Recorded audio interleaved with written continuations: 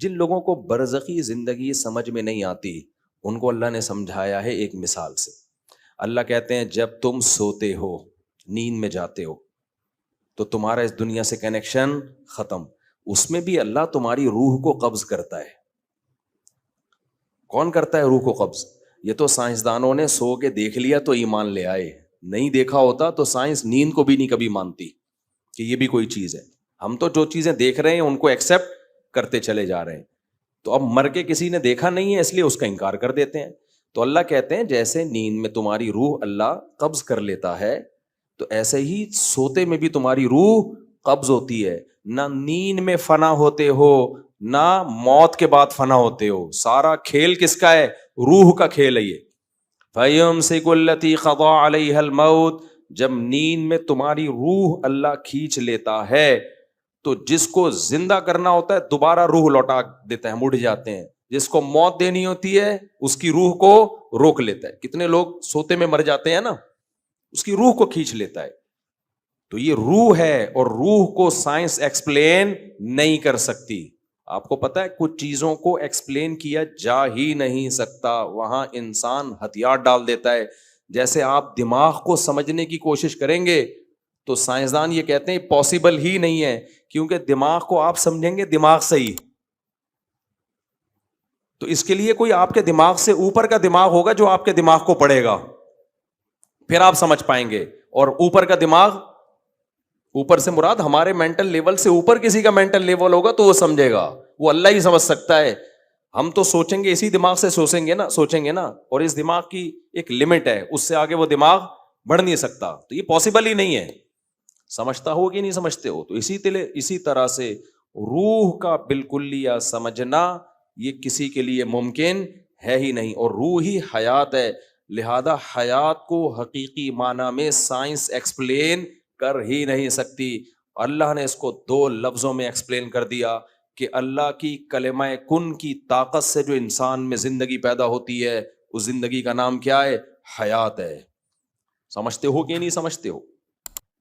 اسی سے یہ بھی پتا چل گیا کہ جناب، اب پھر وہی اختلافی مسئلے آ جاتے ہیں. ہم آ گئے تو ایک جلدی انہوں نے نمٹانے دو نا، یہ بھی اجماعی مسئلہ ہے نا حضرت عیسیٰ کی حیات. جناب پروفیسر غامدی صاحب کہتے ہیں کہ قرآن مجید میں آتا ہے یا عیسیٰ انی متوفیکا، اے عیسیٰ میں تجھے وفات دوں گا، ورافعک الیہ، اور میں تجھے اپنی طرف اٹھا لوں گا.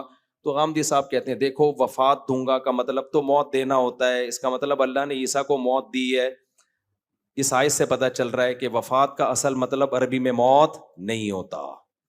موت کے معنی میں یہ لفظ استعمال ہوا تو ہے لیکن اس کا اصل مقصد موت نہیں ہے.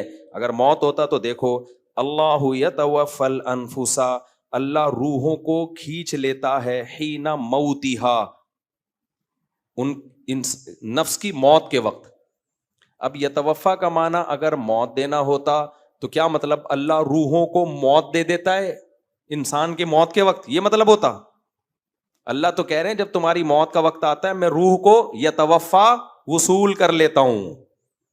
یہاں موت ترجمہ کسی بھی صورت میں ہوتا ہی بن ہی نہیں سکتا.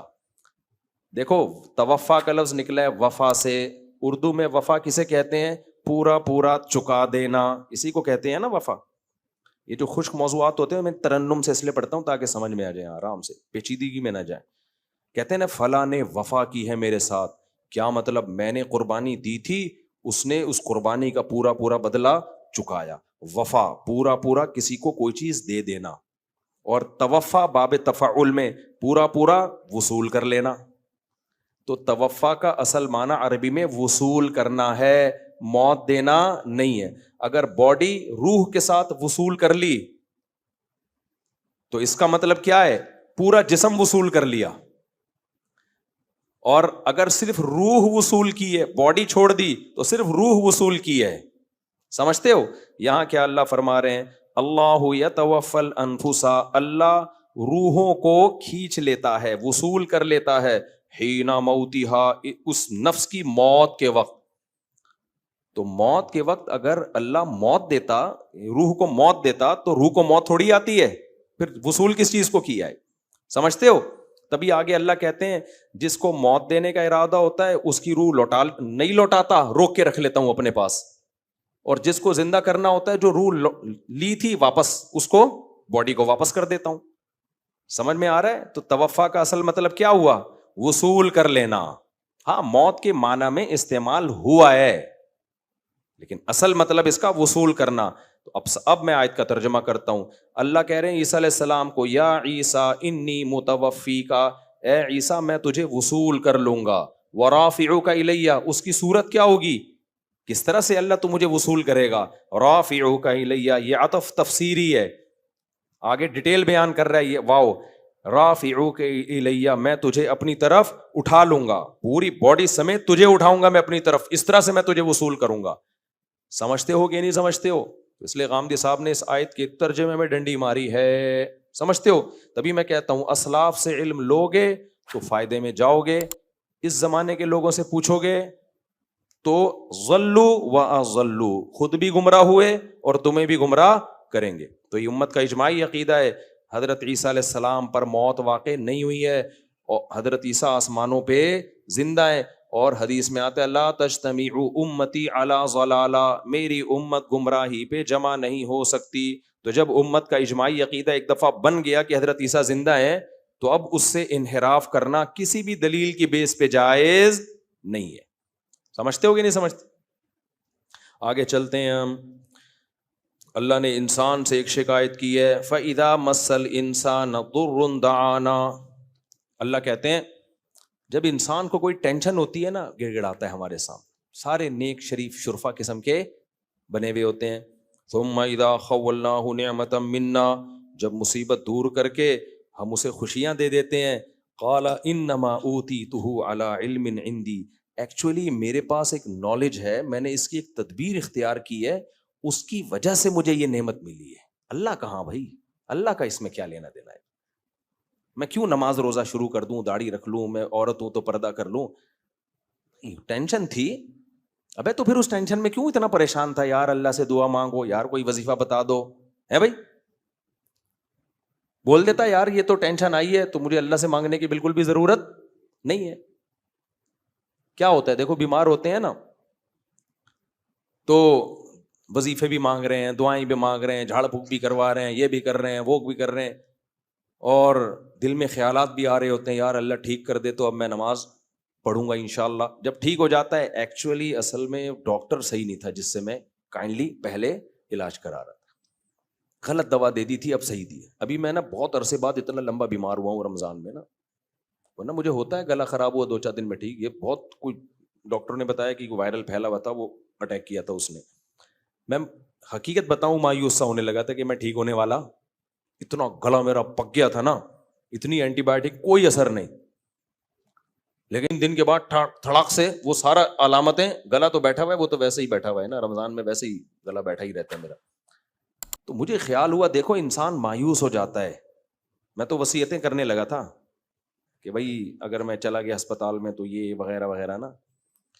تو ٹھیک ہونے پر آتا ہے ایسے بھول جاتا ہے اور پھر ڈاکٹروں کے کھاتے میں ڈال دیتا ہے. ایکچولی اصل میں میڈیسن تھوڑی چینج کی، حالانکہ میڈیسن چینج کر کے بھی ٹھیک نہیں ہو رہے تھے، بغیر چینج کے بھی ٹھیک نہیں ہو رہے تھے.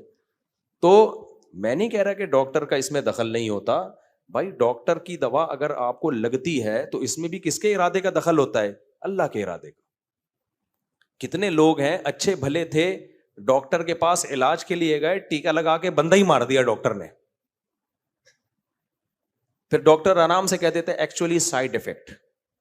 ایکچولی اصل میں تو وہ 100 میں 1 کو سائڈ افیکٹ ہو جاتا ہے، اس کا ری ایکشن ہوتا ہے، تو یہ اس کا یہ انجیکشن نے ری ایکٹ کر دیا. اصل میں بھائی کچھ بھی کیا، موت زندگی کس کے ہاتھ میں ہے؟ اللہ کے. تبھی تو ابراہیم علیہ السلام نے فرمایا وَإِذَا مَرِضْتُ فَهُوَ يَشْفِينِ، میں جب بیمار ہوتا ہوں تو مجھے شفا کون دیتا ہے؟ اللہ. تو بھائی ہم ملحد نہیں ہیں، ہم مادہ پرست نہیں ہیں کہ ہر چیز اسباب کے کھاتے میں ڈال دیں. ہم کس پر ایمان رکھتے ہیں؟ اللہ پر. اسباب میں جان ڈالنا بھی اللہ کا کام، اسباب سے جان نکالنا بھی کس کا کام؟ اللہ کا کام. تو اللہ کہتے ہیں انسانوں میں بہت سے ایسے ہیں ٹینشنوں میں آتے ہیں، اوہو بھائی اللہ اللہ ہی لگا ہوا ہے. جب ٹھیک ہو گئے تو پھر یہ پہلے تو دعا مانگ رہے ہوتے ہیں اللہ نے کی، اللہ اللہ تو ٹھیک کر دے، اللہ تو ٹھیک کر دے. جب ٹھیک ہو گیا تو پھر یہ نہیں کہہ رہے اللہ نے ٹھیک کیا، کہہ رہے ہیں وہ اصل میں نے وہ دماغ اپنا استعمال کیا. تیرے بھائی کے پاس دماغ تو تجھے پتا ہے بہترین دماغ. تیرے بھائی کے پاس تجھے پتا ہے دماغ کیا ہے؟ بہترین دماغ ہے, اور پھر قابلیت بھی ہے. جیسے غربت میں جب غریب تھے تو پیسہ نہیں تھا, رو رہے تھے, دعائیں مانگ رہے تھے, پیسہ آ گیا. مائنڈ ہے یار, مائنڈ ہے. یہ جو لوگ غریب ہیں نا, یہ اپنی نااہلی سے غریب ہیں. ان لوگوں کے پاس میرے جیسا دماغ ہوتا, میرے جیسی صلاحیت ہوتی, نوٹ چھاپنے کی مشینیں بنتے. یہ کمبختوں کو پیسہ کمانا آتا ہی نہیں ہے, پوچھتے بھی نہیں ہے, مجھ سے مشورہ بھی نہیں لیتے. ابے جب تیرے پاس پیسہ نہیں تھا, غریب تھا, تو اللہ کے سامنے کیوں رو رہا تھا؟ پھر آ کے کہہ دیتا, اے اللہ, اللہ سے کچھ نہیں ہوتا, میرے پاس مائنڈ ہے, میں غریب ہوں, دوبارہ کیا بن جاؤں گا؟ دولت مند. تو پہلے مایوس ہو جاتا ہے. تو اللہ نے ہمیں بتایا کہ ٹینشن میں مایوس مت ہونا. جب ٹینشن ہے وہ بھی اللہ نے دی, ٹینشن دور بھی کون کرے گا؟ اللہ کرے گا. تو پریشانیوں میں مایوس نہیں ہونا, خوشیوں میں اترانا نہیں ہے. سمجھتے ہو؟ یہ اس آیت کا حاصل ہے.